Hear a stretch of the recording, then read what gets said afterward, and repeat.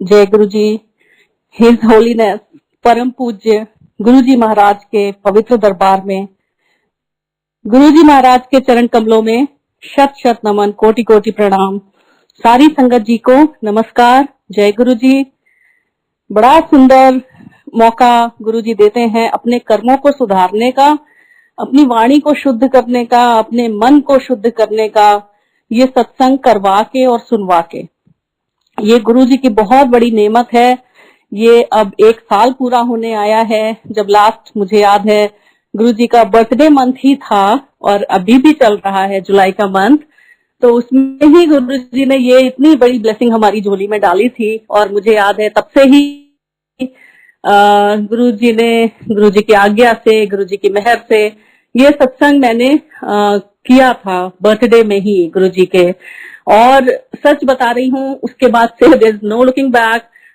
Every day I look forward to it कि कब जल्दी से जूम सत्संग का टाइम हो, लॉग इन करे, कहीं भी हो और सुने। इतने प्यारे सत्संग गुरु जी ने शेयर कराए, इतनी संगत ढूंढ के लाए और सबको फिर से कनेक्ट कर दिया। Everyone will agree with me कि ये जो दौर था, इसमें ये जो जूम सत्संग हुए बड़े मंदिर के, इनके द्वारा, इनके जरिए जैसे सबने फिर से अपने फेथ को स्ट्रेंथन किया, रीइंफोर्स किया और वापस लगा कि हम फिर से गुरु जी के दरबार में बैठे हुए हैं और गुरु जी के सामने बैठे हैं, सत्संग सुन रहे हैं, सुना रहे हैं, क्योंकि करने वाले तो वही हैं। He is the only doer. हम कुछ भी नहीं है। He is the one and only doer. ये उनकी मर्जी, इसलिए ये हो रहा है। गुरु जी जब सामने सत्संग करवाते, सुनवाते थे, बड़े इंटरेस्ट से गुरु जी भी सुनते थे। वही गाल पे हाथ रख के, आंखें कभी ऊपर उठा के, कभी देख के, और चाहते थे कि संगत ध्यान दे के सुने सत्संग को। एंड इट डजंट मैटर कितनी बार भी सुने सेम सत्संग को, क्योंकि गुरु जी की ब्लेसिंग से भरा हुआ है वो सत्संग। और वो ब्लेसिंग जो है, जैसे वो जल है वो छलक जाता है, वैसे ही गुरु जी की ब्लेसिंग छलकती हैं इन सारे सत्संग में। गुरु जी ने खुद ही कहा, सत्संग सुनने करने दोनों से कल्याण होता है और अपने गुरु की उस्तत करना सब तो बड़ा पाठ होता है। हमारे लिए जब गुरु जी ने इतना कुछ कर दिया, सिंप्लीफाई कर दिया सब कुछ, तो हमें तो कितना बिन मांगे कितना कुछ मिल गया। कोई अपना कठिन तपस्याएं कुछ भी करने की जरूरत ही नहीं पड़ी। गुरु जी ने किया ना हमारे लिए सब कुछ। गुरु जी ने तो यहाँ तक कहा था कि मैंने तुम लोगों के वास्ते, संगत के वास्ते पाठ किया हुआ है, तो तुम्हें जरूरत भी नहीं है। ऐसे गुरु जी हैं। उन्होंने अपनी संगत को इतना लाड़, इतना प्यार आज तक जो देते हैं और इतना खजाने की तरह रक्षा करते हैं संगत की, इतना प्यार करते हैं। और इसीलिए गुरु जी ने खुद ही संगत के लिए पाठ भी किया है, खुद ही सब कुछ किया है। बड़े मंदिर जैसी जन्नत, धरती पे स्वर्ग, ये गुरु जी ने जो संगत के लिए बनवाया, ये कोई छोटी बात नहीं है। इतना बड़ा दिव्य स्थान, इतना बड़ा स्वर्ग। जब हम पहली बार बड़े मंदिर गए थे, और अभी भी गुरु जी महाराज का प्रकट दिवस, जो गुरु जी ने खुद ही अपने बर्थडे को, अपने जन्मदिन को प्रकट दिवस कहा था।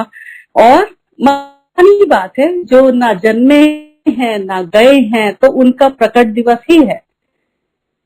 उन्होंने एक रूप पे भी प्रकट दिवस अपना हैंड साइन किया था। तो ये प्रकट दिवस गुरु जी का उसमें भी था। और बड़े मंदिर में गुरु जी बहुत सुंदर आयोजन, बहुत सुंदर, किसके लिए? सिर्फ संगत के लिए, कि संगत खुश हो, संगत आनंदित हो, संगत ब्लेस्ड हो, इसलिए करवाते थे। वरना गुरु जी ने तो यहाँ तक कहा था कि ये बड़ा मंदिर तो मैंने संगत के वास्ते बनवाया है, मेरे लिए तो ये कुटिया ही बहुत है। उस कुटिया में जहां गुरु जी ने तपस्या की, जिथे गुरु तप कर दे जी, तप कर दे, ये वो लाइन है भजन की जो गुरु जी के यहाँ न जाने कितनी बार सुना। ये जो कुटिया है इतनी छोटी है, पता होगा आप लोगों को, और कुछ भी नहीं है अंदर। सिर्फ गुरु जी वहां समाधि लगाते, वहां तप करते अपनी संगत के लिए, और अपनी संगत को ये पवित्र बड़ा मंदिर उन्होंने ब्लेस करके दिया। एक एक कण वहां का इतना जागृत, इतना सजीव है, क्योंकि वो गुरु जी की दिव्य ऊर्जा से भरा हुआ है। एक एक मूर्ति सजीव है, पेड़ पौधे सब कुछ वहां के वो गुरु जी की दिव्य ऊर्जा से आज तक बहुत ब्लेसिंग देते हैं। तो बड़े मंदिर जैसा दुनिया में ना कुछ है ना होगा, कभी भी नहीं, क्योंकि वो गुरु जी का ब्लेस किया हुआ है। मैं बताती हूँ, सिंस ये बर्थडे मंथ प्रकट दिवस का ही है, पहले एक ये बताऊंगी क्योंकि ये this is very close to my heart, क्योंकि ये वो दिन, ये वो अनमोल क्षण सत्संग थे जिनसे हमारी यात्रा शुरू हुई थी। और ये दिव्य सुंदर यात्रा अब तक गुरुजी की दया से इतनी सुंदर गुरुजी चला रहे हैं। तो बाद में लेटेस्ट वाला भी करूंगी, जैसे गुरुजी कहते थे शॉर्ट में सुनाई लेटेस्ट सुनाई, तो लेटेस्ट भी करेंगे थोड़ा बाद में। पहले आते हैं गुरुजी के बर्थडे के सत्संग पे। बड़े मंदिर में बड़ा भव्य आयोजन होने जा रहा था। ऑफ कोर्स गुरुजी का बर्थडे था, संगत सारी ऐसी झूमती खुशी से, बिल्कुल सबके चेहरों पे आनंद ही आनंद। इतनी तैयारियां चल रही है जैसे घर में शादी ब्याह हो। गमले रंगे जा रहे हैं, मैं भी उनमें थी जिन्हें गमले रंगना बहुत पसंद था, क्योंकि मुझे लगता था ये सुंदर करीने से रखे गेरू से रंगे गमले जब यहाँ पे रखेंगे इस कॉरिडोर से, पूरा जो बड़े मंदिर में लाइन से रखे रहते हैं, तो गुरुजी आएंगे महाराज जब, तो गुरुजी इनको देखेंगे तो गुरुजी को अच्छा लगेगा, खुश होंगे गुरुजी, ये मुझे लगता था। तो ये सारी तैयारियां चल रही थी, आयोजन। और हम जब गुरुजी का बर्थडे था, हम गए बड़े मंदिर, और जुलाई का मंथ सबको पता है कि इंडिया में मॉनसून सीजन होता है। उस दिन हंसराज हंस जी का परफॉर्मेंस था बड़े मंदिर में, और जब हंसराज हंस जी आने वाले थे, गुरुजी का जो स्टेज है वो खुले में बाहर लगा हुआ था बड़े मंदिर में, जहां आज गुरुजी की समाधि है। यहाँ पे खुले में गुरुजी का स्टेज लगा हुआ था, परफॉर्मेंस भी होना था, सारा आयोजन जो लंगर प्रसाद का है वो भी सब कुछ खुले में था, सब कुछ, क्योंकि ऊपर तो कोई टेंट और ये सब नहीं था। और बड़ा मंदिर तो वैसे ही इतना सुंदर, इतना विशाल, उसका जो गार्डन है वो सब एरिया सब कुछ खुला ही है। अब क्या कि अचानक से बादल, बड़े काले गहरे काले बादल, एकदम जैसे अब बरस ही पड़ेंगे पूरे रास्ते हमें। हम जब गुड़गांव से गए डीएलएफ से बड़े मंदिर, काले काले बादल, एंड नो वंडर जब बड़े मंदिर पहुंचे वहां पे भी घने बादल।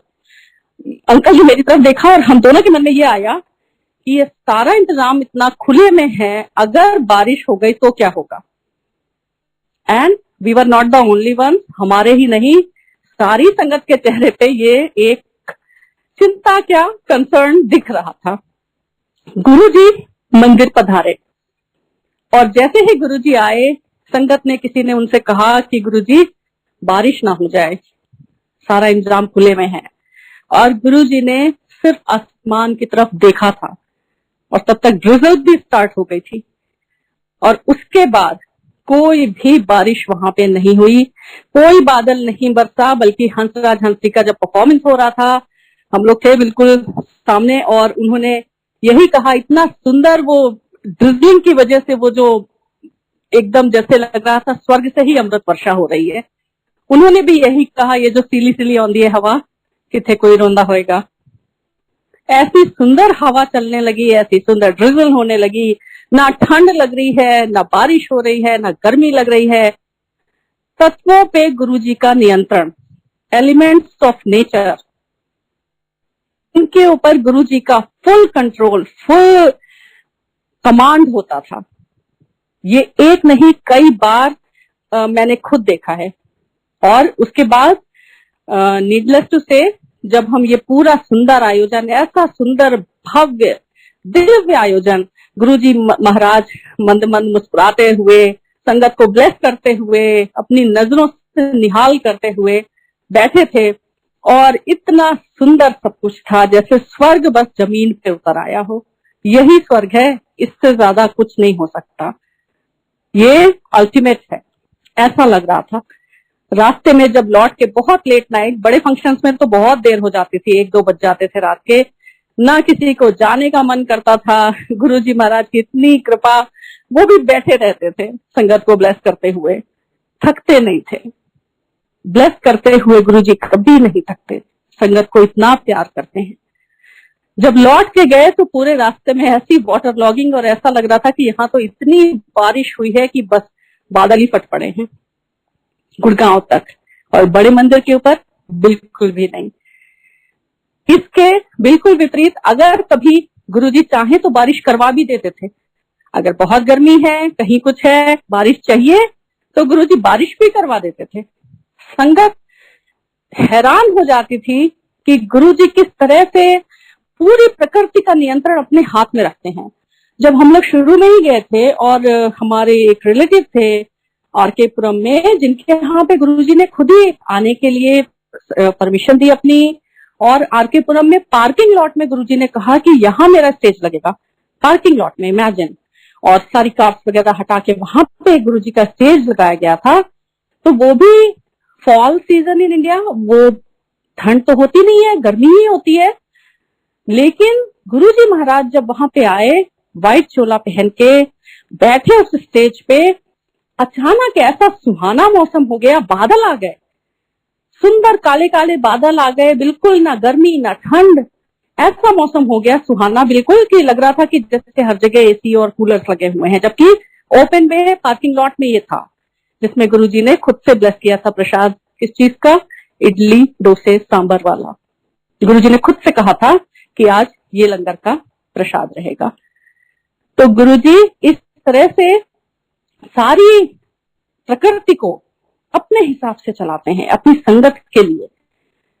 एक बार बड़े मंदिर में न्यू ईयर का फंक्शन था, और न्यू ईयर 31 दिसंबर, दिल्ली की विंटर, आप सोच सकते हैं, खुले में, और वो इतना बड़ा बड़े मंदिर, ये भी नहीं कि बहुत डेंसली पॉपुलेटेड हो आसपास आबादी, इतनी कम आबादी, इतना खुला बड़ा मंदिर। और हम लोग जब जयपुर से गुरुजी हमारी गाड़ी सीधे चला के मंदिर तक लेके आए, उस जीरो विजिबिलिटी फॉग में, इफ्को चौक हम पहुंचे तो हमें लगा कि हमें दिख ही नहीं रहा है कुछ, कि यहाँ पे कुछ है भी, इफ्को चौक जैसी कोई जगह है। और वहां पे अचानक एक गाड़ी सामने आती है, डिम बिल्कुल उसकी लाइट दिख रही है, उस गाड़ी के पीछे पीछे चलते हुए हम बड़े मंदिर पहुंच गए। फिर न जाने कहां वो चली गई। और जब बड़े मंदिर पहुंचे तो लगा बस स्वर्ग तो यहीं पे, आसमान से एक स्वर्ग, एक महल जमीन पे उतर आया है, और वो सामने है। अंदर गए तो इवन मैंने साड़ी पहनी थी बड़े फंक्शंस में, मैं हमेशा पहनती थी, मुझे अच्छा लगता था। गुरुजी ने भी हाथ में मुझे प्रसाद दिया था साड़ी, जब भी मैंने पहनी तो मैंने एक तरह से मन में बस बना लिया था कि हाँ मुझे करना है। और एक लाइट जैकेट पहनी थी, वो भी मैंने उतार दी, क्योंकि गर्मी ठंड ये सब पता ही नहीं लगते थे, ठंड का एहसास ही नहीं हुआ बिल्कुल कि अंदर ठंड लगेगी। गए और गुरुजी के दर्शन करते ही ये 8-7-8 घंटे की जितनी जर्नी की थकान थी, कहाँ छूमंतर हो गई पता ही नहीं लगा। फिर वैसे ही गुरुजी के सामने आनंद से भरे हुए बिल्कुल, और वैसे ही गुरुजी का इतना दिव्य सुंदर दर्शन करके पूरा मन तृप्त हो गया बिल्कुल। ये तृप्ति जो होती थी गुरुजी के दरबार में, ये कहीं नहीं हो सकती, कहीं भी नहीं। गुरुजी जब एम्पायर स्टेट में भी बैठते थे, आरती गुरुजी की एक ही बार हमने देखी एम्पायर स्टेट में, बड़े मंदिर में बड़े फंक्शंस में आरती होती थी, और गुरुजी ने अपने सामने जो भी कुछ संगत को कहा भी नहीं, करके दिखाया। जो कुछ करने के लिए उस समय गुरुजी ने बोला, हम सब सिर्फ और सिर्फ वही अपने लिए आदेश समझे। गुरुजी ने उस समय ओम जय शिव ओंकारा, ये आरती गुरुजी की होती थी, और यही आरती आज तक हमें करनी है। शिरडी साईं बाबा मंदिर में साईं बाबा की जो शेज आरती, काकड़ आरती बाबा के सामने होती थी, वो आज तक एज इट इज चली आ रही है, उसमें कोई चेंजेस नहीं हुए। कहीं भी साईं मंदिर हो आप देखिए, वर्ल्ड वाइड सेम शेज आरती, काकड़ आरती जो बाबा की शिरडी में होती है वही होती है हर जगह। तो उसी तरह से गुरुजी ने जो हमारे लिए, कोई बहुत मुश्किल काम तो है नहीं कि बहुत कॉम्प्लेक्स, कोई बहुत ही रिचुअल्स बताए हों या बहुत मुश्किल कोई टास्क दिया हो करने को, कुछ भी नहीं करना है। सिर्फ गुरुजी ने जो अपने सामने किया उसको एज इट इज फॉलो करना है, एज इट इज, क्योंकि गुरुजी ने वो हमारे लिए ब्लेस किया है। कल्याण तो इसमें हमारा ही है, किसी और का नहीं। तो ओम जय शिव ओंकारा आरती ये हमेशा से गुरुजी के दरबार में हुई है गुरुजी की, और हमेशा होनी चाहिए। डजंट मैटर आप वर्ल्ड में कहीं भी हो और आप कहीं भी सत्संग कर रहे हो। सिमिलरली जो गुरुजी का बड़ा मंदिर है वो सिर्फ और सिर्फ हमारे लिए मक्का है। तेरी चौखट मेरा मदीना, हमारे लिए सिर्फ और सिर्फ एक है मंदिर, वो है बड़ा मंदिर, गुरुजी का बड़ा मंदिर, जो गुरुजी ने हमारे लिए बनवाया, हमें ब्लेस करने के लिए, संगत को ब्लेस करने के लिए। डजंट मैटर हम कहीं भी रहें, किसी भी दुनिया के कोने में रहें, हमारा मक्का मदीना वही है, बड़ा मंदिर, और कुछ भी नहीं है। तो ये इतनी सुंदर उस समय की ये सब इतने अनमोल क्षण जो अब लगता है कि क्या खजाना था हमारे पास में, और हम ऐसा नादान बच्चों की तरह हम सोचते थे कि ये हमेशा रहेगा।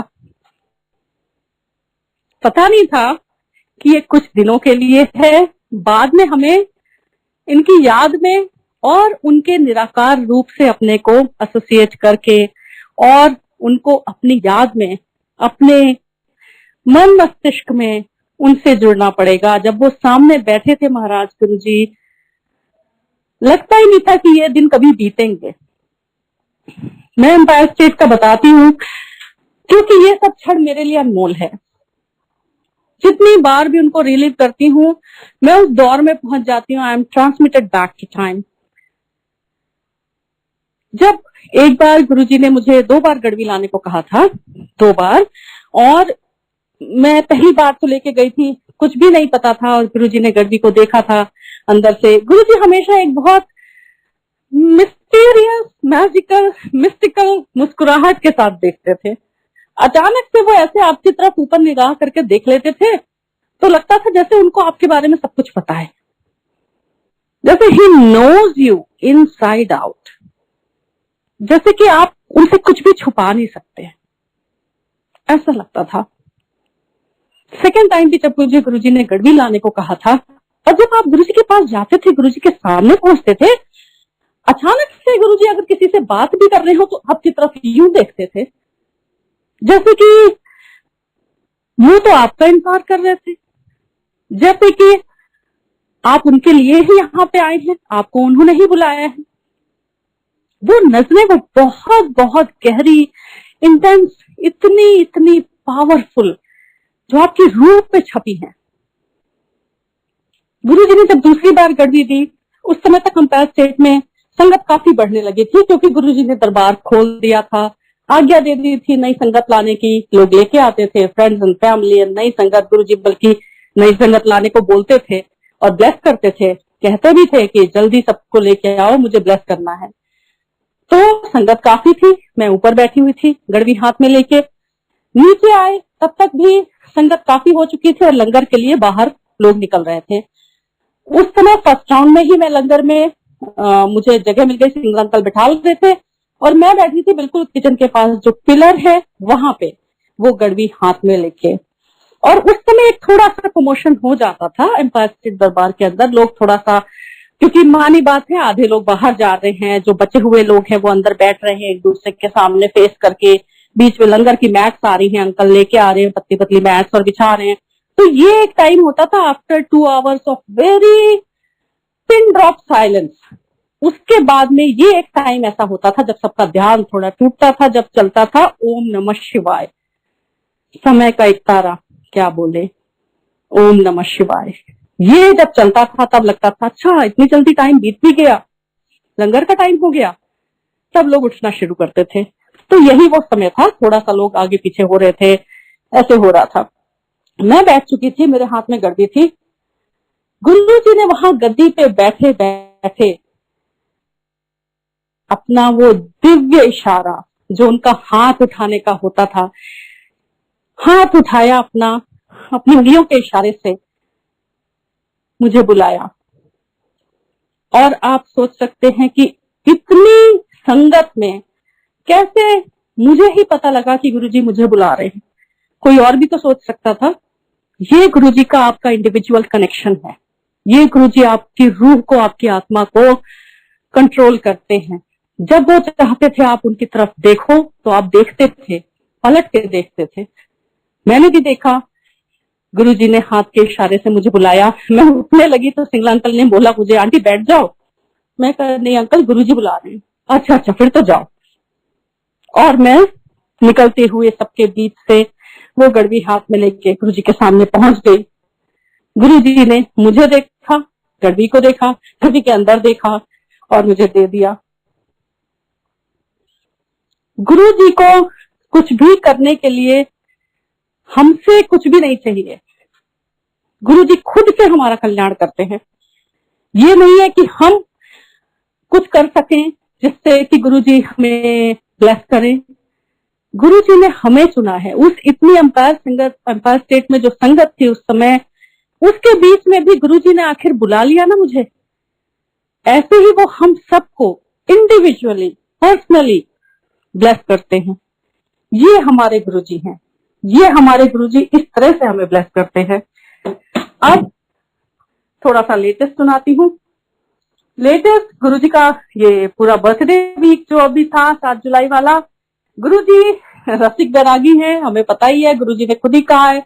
और गुरुजी वैसे ही संगत को भी रखते हैं।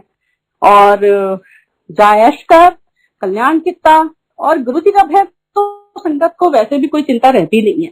सच बताऊं, गुरुजी ने खुद ही अपने बर्थडे वीक में हमारी एक वेकेशन प्लान की यहाँ मैक्सिको में, कैंकून में।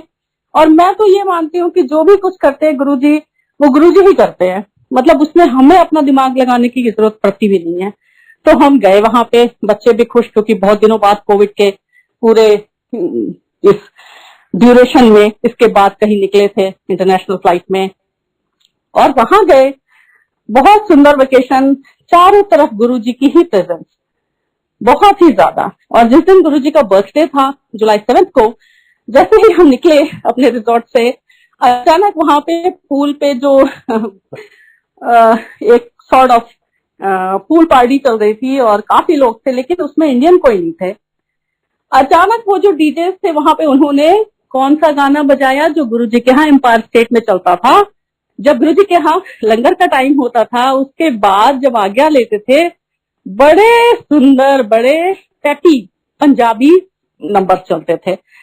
पॉप सिंगर्स भी और पंजाबी फोक वाले भी।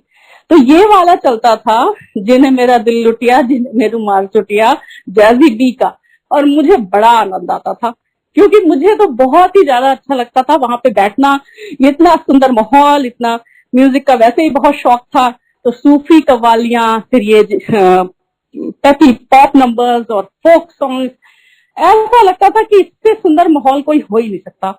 तो ये वाला भी मुझे बहुत पसंद था। हमेशा से मुझे जब भी कहीं सुनती हूँ तो मुझे बस वही दरबार याद आ जाता है, और जैसे गुरुजी सामने बैठे हैं और वैसे ही हम एकदम तृप्त होके बिल्कुल लंगर से गुरुजी के सामने मत्था टेक रहे हैं।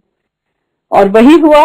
उसी समय उन लोगों ने ये वाला पंजाबी नंबर चलाया और बिल्कुल मेरे चेहरे पे मुस्कुराहट आ गई कि गुरुजी आई नो इट्स यू। और उसके बाद तो वो सारे पंजाबी पॉप नंबर्स और जो आजकल के हैं वो भी, सब कुछ लगा जैसे गुरुजी ने खुद की बर्थडे पार्टी में कन्वर्ट कर दिया हो। इतना आनंद, इतना गुरुजी अपने होने का एहसास दिलाते हैं। सिमिलरली जब लौटना था तो इंटरनेशनल था, ये इसकी वजह से भले ही यूएस सिटीजन हो, लेकिन आपको कोविड टेस्ट कराना होता है। तो अब मन में तो थोड़ा डर था ही, वैसे वैक्सीनेशन हो चुका है, सब कुछ है, लेकिन कि अगर कुछ भी गड़बड़ हुआ तो क्या होगा। तो डरते डरते खैर गुरुजी का नाम लेके, और मैं ये जूम का सत्संग हमेशा टाइम पे लॉग इन कर लेती थी वहां पे भी। तो मैं जब गई कोविड टेस्ट के लिए, हम लोग गए वहीं पे होटल में, तो मैंने जूम पे सत्संग बड़े मंदिर का लॉग इन किया हुआ था 7 जुलाई वाला उस दिन। और बीपी अंकल का सत्संग आ रहा था और वो अपने कुछ ट्रैवल का ही बता रहे थे, और वो भी फ्लाइट का और एयरपोर्ट का कुछ बता रहे थे। तो मुझे तो वो रिएश्योरेंस गुरुजी ने वहीं पे दे दिया।